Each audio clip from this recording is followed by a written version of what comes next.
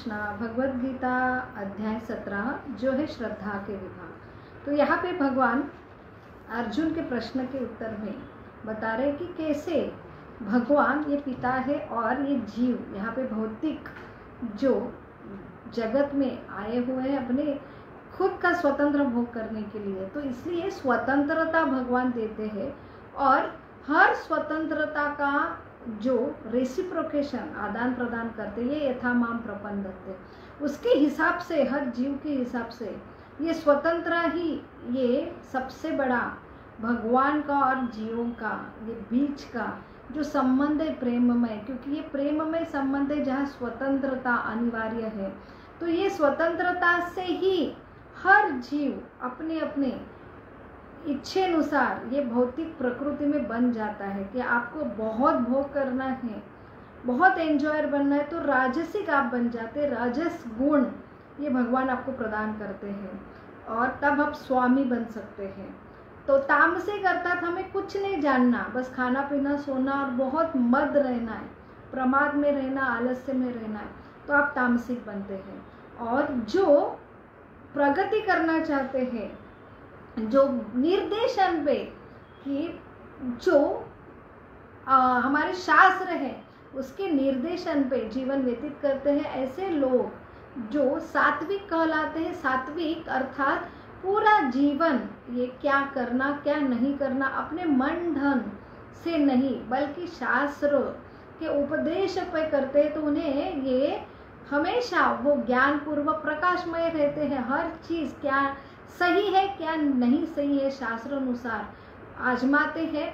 और ऐसे व्यक्ति जो है पूर्ण ज्ञान से, जहाँ पे भगवान कहते देवी ऐसा गुणमयी मम माया दुरतया, ये माया जो अंधेरा है कि जिससे हम समझते नहीं कि जेल में अटके हैं, उससे वो लांग पाते हैं और वो मुक्त होते हैं। ये त्रिगुणात्मक शक्ति के ऊपर वो खुद को ऊपर उठा के ये भौतिक जगत के चंगुल से हमेशा हमेशा खुद को छुड़ाकर भगवत धाम हमारा साक्षात जो शाश्वत घर है उसमें हम जो प्राप्त कर सकते हैं। तो ऐसे ये रियलाइजेशन कि हर व्यक्ति को स्वतंत्रता है और इसलिए स्वतंत्रता के अनुसार उनके अलग अलग जो तीन प्रकृति के गुण उन्हें प्रदान किए जाते हैं और उसके हिसाब से व्यक्ति को ये एक सत्वगुणी बहुत ही ज्ञानी रहता है, उसके पास बहुत उजाला रहता है, इसलिए वो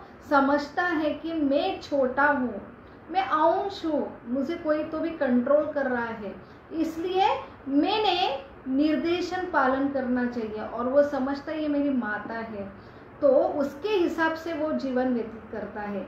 तो तामसिक और राजसिक ये बहुत ही भोग करने के इच्छुक होने की वजह से वो अंधेरे में रहते हैं। फिर जिनके मन बाणन वो शास्त्र नहीं मानते और मन घड़न पद्धति से जीवन व्यतीत करते हैं, तो उसमें सबसे जरूरी है क्या खाना, क्या हमने पूजा करना, तो क्या यज्ञ करना या क्या तपस्या करना, क्या दान करना, ये इसलिए हर व्यक्ति अनुसार ही बदलता है। इसलिए धर्म एक है, धर्म अर्थात भगवान से प्रेम करना। सब जीव एक ही सृष्टि में रह रहे, सृष्टि एक है, सारे जीव शरीर एक है, भगवान एक है, तो इतने सारे धर्म इतनी सारी पूजा विधि क्यों? इसका आंसर यहाँ पे मिलता है कि हमारे यहाँ भगवान स्वतंत्रता देते हैं, इसलिए हर व्यक्ति अपने इच्छा अनुसार जो है श्रद्धा डेवलप करता है और इसके अनुसार अलग अलग शास्त्र या अलग अलग ईश्वर के शरण जाता है, अपने मनोकामना भोग जितना हृदय में है। इसलिए अलग अलग धर्म, अलग अलग पूजा विधि यहाँ पे हमारे सनातन संस्कृति में जो पाए जाते हैं, क्योंकि यहाँ पे कट्टरता नहीं है।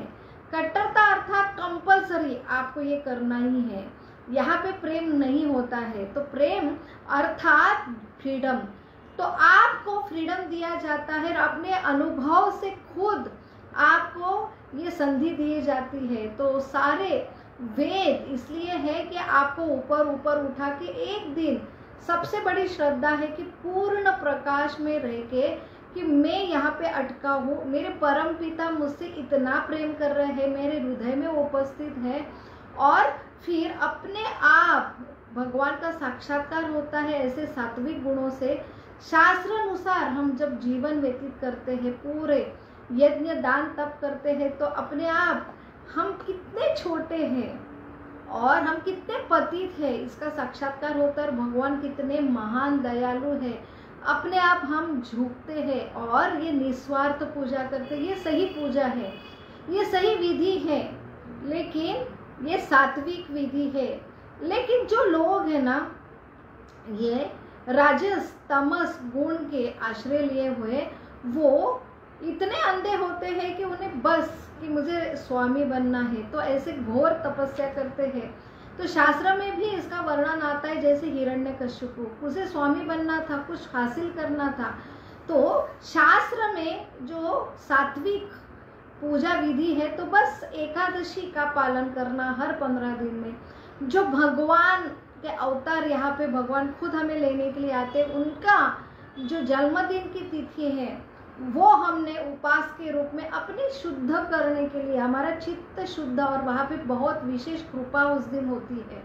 और बस सारी उपास पूजा विधि का एक ही उद्देश्य है कि हमें भगवान, उपवास अर्थात हम वास नजदीक आते। भगवान क्या है हमें आंखों से नहीं समझता, हृदय शुद्ध होता है, फिर भगवान का साक्षात्कार होता है। तो हृदय शुद्ध होना चाहिए, एक ही सारे पूजा विधि का उद्देश्य है। लेकिन इसलिए कुछ कुछ जो है, तो यहाँ पे बहुत घोर तपस्या उपास की नहीं मान्यता है, तो बहुत ही सीवियर तपस्या या बहुत ही कम तपस्या, दोनों भी वर्जित है। तो हमारा उद्देश्य होना चाहिए सिर्फ और सिर्फ भगवान की प्रसन्नता, और भगवान प्रसन्न हुए। ये शास्त्र लिखित उपास जब कब करते हैं, तब शुद्ध हमारा हृदय होता है, तब भगवान का साक्षात्कार होता है, तब हम नम्र होते हैं। तो अल्टीमेटली नम्र होना ये उद्देश्य होता है सारे उपास विधि का, पूजा विधि का। लेकिन ऐसे ऐसे घोर तपस्वी है, जैसे हम शास्त्र में देखते, हिरण्यकश्यप ने इतने घोर तपस्या की, तो ये शास्त्र विधित नहीं है। क्यों? अपना हठ था, मुझे स्वामी बनना, और वो सामने वाले जो देवता है उनको मजबूर करते हैं कि आपको मुझे जो चाहिए वो देना ही है। तो ये घोर तपस्या क्यों? क्योंकि मुझे बड़ा बनना है। तो एक तरफ हिरण्यकश्यप का उदाहरण है, दूसरी तरफ जो वही घोर तपस्या की ध्रुव महाराज ने। लेकिन जो ध्रुव महाराज जो अपने माता और गुरु, जो सही गुरु है नारद मुनि के आदेशों पे सही भगवान जो विष्णु की उपासना करते हैं, और यहाँ पे ये हिरण्यकश्यप मन गणना गुरु नहीं है, इसलिए गुरु का बहुत महत्वपूर्ण है। जो गुरु कृष्ण भावनामृत है, जो गुरु परंपरा में, ऐसे गुरु के निर्देशन में, शास्त्र के निर्देशन में हमने जो सही ईश्वर की पूजा करनी चाहिए, सही भाव से करना चाहिए। लेकिन यहाँ पे घोर तपस्या भी की ध्रुव महाराज ने, लेकिन जब भगवान का संपर्क, जो पवित्र शुद्ध भगवान का स्पर्श होता है, तो उसकी पूरी जो राज्य मांगने के लिए आए थे, वो यहाँ पे वो बोलते कि मुझे कुछ नहीं चाहिए, बस आप चाहिए। तो ये शुद्ध अपने आप होते हैं, क्योंकि सही गुरु है, सही भगवान है। लेकिन हिरण्यकश्यप को कोई गुरु नहीं है, अपने मनगढ़ंत पद्धति से घोर तपस्या कर रहे, और देवता ब्रह्मा जी को मांग रहे कि मुझे चाहिए, मुझे बहुत बड़ा बनना है, अमर बनना है। तो वहाँ पे वो उन्मत्त होता है, शुद्ध हृदय नहीं होता है, और उसका जो अल्टीमेटली विनाश होता है। तो एक तरफ ये रजोगुणी उपासना बोली जाती है, लेकिन रजोगुणी ध्रुव महाराज ने भी किया, लेकिन वो शुद्ध हुए। एक है तामसिक उपासना में इतना घोर तपस्या, तो भगवान यहाँ कह रहे कि इतना घोर तपस्या शरीर को आपको पंच महाभूत तत्व से बना, उनको तकलीफ देते, हृदय में जो भगवान बैठे हैं उनको भी तकलीफ देते हैं। ऐसे तामसिक रुकासुर की कथा आती, वो अपने एक एक पार्ट निकाल के यज्ञ में डाल रहा था, और वो शंकर जी को प्रसन्न करना था। तो शंकर जी इतने घोर जो तपस्या कर रहे थे, एक एक पार्ट, फिर आखिरी में अपना जो सर है वो भी काट रहा था। तभी वहाँ पे शंकर जी को प्रकट होना ही पड़ा। उन्होंने बोला कि आपको क्या चाहिए? तब बोला, मैं जिसके हाथ मेरा हाथ जिसके सर पे उसका विनाश होना चाहिए, ये है तामसिक। दूसरे के विनाश के लिए घोर तपस्या करने वाले, और ऐसे वरदान देने पर वो शिव जी के पीछे लगते हैं, तो ये है तामसिक जो है श्रद्धा, तामसिक उपासना। तो ये भगवान स्वतंत्रता देते हैं और हर एक को अपने अपने उदाहरण से जो है वो खुद ऊपर उठे, यही व्यवस्था है हमारे पूरे वेदों की और भगवान की। तो अभी भगवान बता रहे हैं जो श्लोक नंबर 5 से श्लोक नंबर 13 तक, पहले उपासना की पद्धति रजोगुणी, तमोगुणी और सात्विक जो उपासना श्रद्धा बोलते हैं।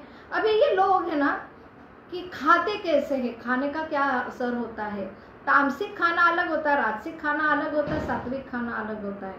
तो वो खाने का बहुत ही हमारे शास्त्र सही हमें पूरा संपूर्ण ज्ञान लेते हैं। अगर सिर्फ भगवत गीता आप ये पढ़े, ये समझे, तो हमें सब ज्ञान पूर्ण होता है कि हमें खाना कैसे खाना चाहिए। तो ये सात्विक जो आहार है, तो ये 3 जो है, येलो कलर सात्विकता है, लाल कलर रजोगुण का है और नीला कलर जो है तामसिक का है।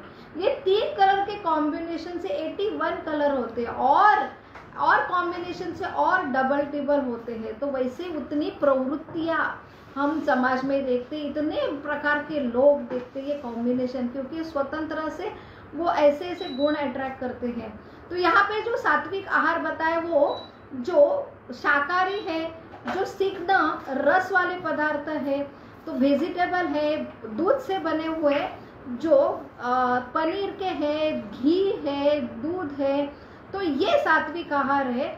और इसलिए सात्विक आहार ये शरीर शुद्ध करने वाला है, जीवन शुद्ध करने वाला है, ये वृद्धि बढ़ाता है, जीवन की आयु बढ़ाता है, आपका हृदय भी शुद्ध करता है। और सबसे जरूरी 3 अध्याय में उसका भगवान तात्पर्य देते हैं कि आहार शुद्ध सत्व शुद्धि, सत्व शुद्ध ध्रुवा स्मृति, स्मृति लब्धे सर्व प्रतिना विप्र मोक्ष। तो ये सात्विक आहार से हमारी जो मेमोरी सेल्स है, ये तंतु है, वो शुद्ध होते हैं। फिर हमें ऐसा शास्त्र का ज्ञान आकलन होता है और फिर हम मोक्ष की तरफ बढ़ते हैं। इसलिए बहुत जरूरी है सात्विक आहार। सात्विक लोग सात्विक आहार ही पसंद करते हैं, लेकिन जो राजसिक है उनका खाना बहुत तीखा खाते हैं, वो चटपटा खाते हैं और गरम गरम खाते हैं। तो ऐसे लोग जो है अपना आयु भी कम करते हैं। ये रोग बढ़ाने वाला ये जो भोजन कहा जाता है, ये राजसिक भोजन है। तो अल्टीमेटली आहार से हमारी जो तुष्टि, पुष्टि, संतुष्टि 3 चीज होना चाहिए। तो तुष्टि अर्थात कि हम संतुष्टि पहले आते हैं कि हमको भूख पिटती है कि बस नहीं चाहिए, लेकिन ऐसी संतुष्टि कि हमें कभी भी अभी वो नहीं चाहिए, लेकिन जब भी दिखते तो हम तड़पते उसके लिए। तो ऐसा नहीं होना चाहिए। तो सात्विक आहार जो भगवान को भोग ऑफर किए हम अगर लेते हैं, जो पत्रम पुष्पम फलम तो है भगवान ने बोला है, तो सही में हमें दिन ब दिन ये जो अटैचमेंट है भोग करने का, जो इंद्रिय का भोग करने का अपने आप कम होता है। ये इससे हम ये भोग की वजह से हम अटके, तो भोग ये करने की इच्छा हमें ऊपर उठना है। तो अपने आप सात्विक आहार भगवान को ऑफर किया हुआ भोग अगर करते हैं, लेते हैं, तो हम सही में संतुष्ट होते हैं। और उसके बाद जो तुष्टि होती है कि हमें ये शरीर जो है कि हमारी शरीर की वृद्धि होना चाहिए। हम खुद हमारे लिए जो दिया है भगवान ने शरीर, ये बुद्धि, उसका सही उपयोग करना चाहिए ये जीवन के लिए। तो शरीर की वृद्धि होती है और संतुष्टि, तुष्टि कि हमें वैराग्य होता है कि हम ये चीज हमें नहीं भी मिली तो भी हम हमेशा हमेशा संतुष्ट रहते हैं, तुष्टि होती है। तो ये 3 चीज सिर्फ सात्विक और भगवान को ऑफर किया हुआ भोजन से होता है। लेकिन राजसिक और तामसिक, राजसिक ये और जितना खाते पूरा जीवन भर उनका खाने के लिए बड़ा उद्देश्य रहता है, वो अन्नमय कोश में ही रहते जीवन भर, मुझे ये खाना है वो खाना है, खाने के बाद कभी संतुष्ट नहीं, और उनकी जो अग्नि भड़कती है। तो ऐसे लोग राजसिक खाते हैं। और तामसिक जो है ना बासी खाना खाते हैं, जो सड़ा हुआ खाते हैं तो इससे उनकी और वो मद होते हैं, जो नशा करते हैं तो ये शरीर के लिए हानिकारक होता है और ये उनकी मेमोरी सेल, ये कभी ये ऐसा शास्त्र जो आकलन नहीं कर पाते और जीवन खुद का ये जीवन भी नष्ट करते हैं, आने वाला अपनी गति जो है अधम योनि में जाते हैं।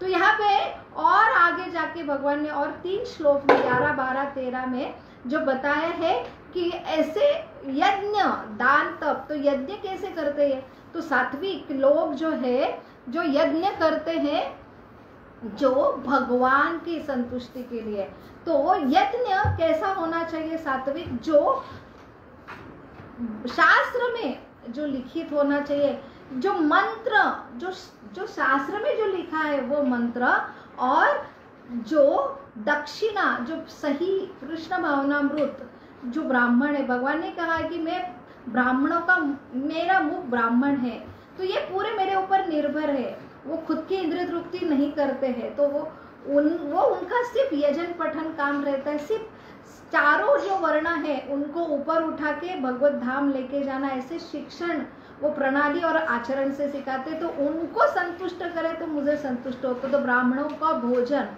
दक्षिणा और जो निस्वार्थ, मुझे कुछ नहीं चाहिए, ये है सही यज्ञ। तो राजसिक यज्ञ करते हैं कि मुझे चाहिए, तो ये ऐसे लोग जैसे रावण अलग अलग यज्ञ करता था कि मुझे बड़ा बनना है, स्वर्ग के ऊपर जो है मैं आक्रमण करूंगा, तो ये होता है राजसिक यज्ञ।